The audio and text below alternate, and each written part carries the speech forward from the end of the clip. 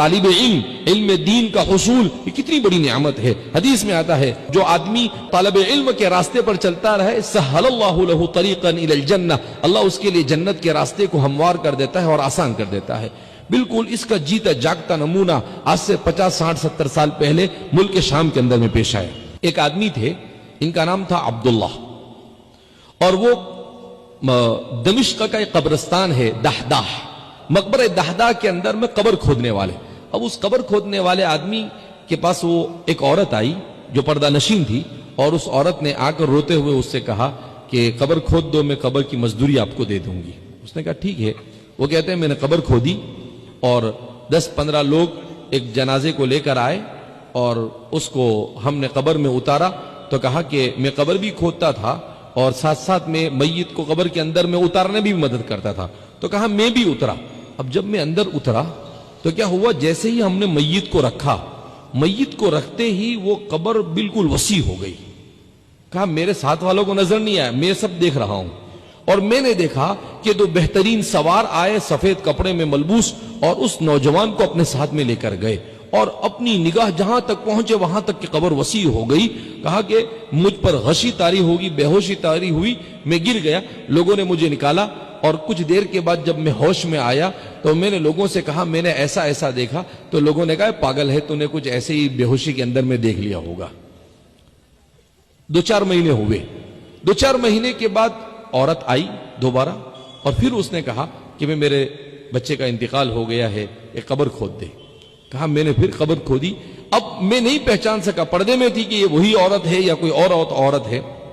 خیر، وہ میں نے پھر قبر کھودی، اور پھر میں اس نوجوان کو بھی قبر میں لے کر اترا، تو کہتے ہیں کہ بالکل اسی جیسا پہلا جیسا منظر تھا ویسا ہی منظر، کہ جیسے ہی اس کو نوجوان کو قبر میں رکھا وہ قبر تحد نگاہ وسیع ہو گئی۔ نوجوان آتے ہیں اور دو سوار آتے ہیں اور اس کو اپنے ساتھ میں لے کر جاتے ہیں۔ کہا اس بار میں نے اپنے اعضاء پر قابو پایا اور میں بے ہوش نہیں ہوا اور ہوش و حواس میں رہا۔ میں نے لوگوں کو کہا لیکن لوگوں کو میری بات کچھ سمجھ میں نہیں آئی۔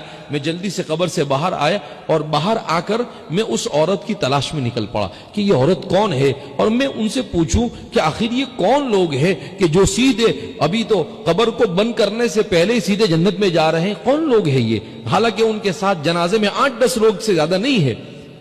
تو کہتے ہیں کہ وہ عورت باہر کھڑی بیٹھی ہوئی رو رہی تھی۔ میں نے اس عورت سے جا کر پوچھا کہ اماں، میں آپ سے پوچھنا چاہتا ہوں، یہ جو 3 مہینے پہلے بھی آپ ہی آئی تھی کیا؟ تو وہ روتے ہوئے کہنے لگی ہاں، میرے ایک بچے کا انتقال 3 مہینے پہلے ہو گیا، نوجوان کا، اور دوسرے نوجوان کا انتقال آج ہو گیا۔ اور وہ زاروں قطار رونے لگی۔ تو یہ قبر کھودنے والے 55-60 سال عمر تھی ان کی، یہ کہنے لگے کہ اماں آپ کے لیے تو بشارت ہے۔ کہا کیوں؟ کہا کہ آپ کے تو دونوں بچے جنتی ہے، میں نے اپنی آنکھوں سے دیکھا۔ تو کہا عمل بتاؤ آپ، ان نوجوانوں کا عمل کیا تھا؟ تو اس بوڑھیا نے کہا عمل تو یہ تھا کہ پہلا جو میرے بیٹے کا انتقال ہوا وہ طالب علم تھا، وہ علم دین سیکھتا تھا، اور جو دوسرے بیٹے کا انتقال ہوا تو چونکہ ہم غریب لوگ ہیں، ان کے والد کا پہلے انتقال ہو چکا ہے، تو یہ اپنا جو بھائی طلب علم کی محنت کر رہا تھا اس کے پیچھے پورا خرچہ یہ برداشت کر رہا تھا، اور اس کا پورا خرچہ یہ دیتا تھا، اس کی کفالت کرتا تھا، اس کا اسپانسر تھا یہ۔ تو کہا کہ اچھا، تو طالب علم بھی سیدھا جنت میں، اور علم دین کے لیے جو کفالت کر رہا ہے وہ بھی سیدھا جنت میں گیا۔ کہا اللہ اکبر۔ وہ کہتے ہیں میں نے تو وہاں سے اپنا جو بھی سامان تھا کھدائی کرنے کا میں نے پھینکا، اور میں سیدھا مسجد دمشق، جامع دمشق میں گیا اور وہاں کے شیخ سے کہا کہ بھئی میں تو علم حاصل کروں گا۔ تو وہ شیخ کہنے لگے کہ بھئی آپ 55-60 سال کے ہو گئے، اب کیا علم حاصل کرو؟ کہا کہ نہیں، ایسا مت کہو، میں تو علم حاصل کروں گا چاہے علم حاصل کرتے کرتے مر جاؤں۔ اب اس کے بعد انہوں نے علم حاصل کیا۔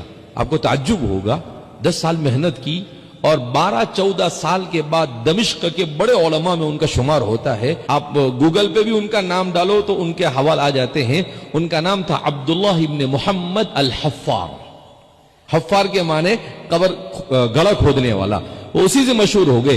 پھر ان کی نسلوں میں علماء پیدا ہوئے. ابھی کچھ مہینوں پہلے ان کے ایک پوتے بہت بڑے عالم تھے ملک شام کے، عبد الرزاق الحفار کر ان کا انتقال ہوا. تو انہوں نے اپنی زندگی میں اپنے سارے بچوں کو نصیحت کی کہ بھائی علم دین حاصل کرو، اور علم دین حاصل کرنے والوں کی خدمت کرو، یہی جنت کا راستہ ہے، اس سے بہتر وہ جنت کا کوئی راستہ ہو سکتا نہیں ہے.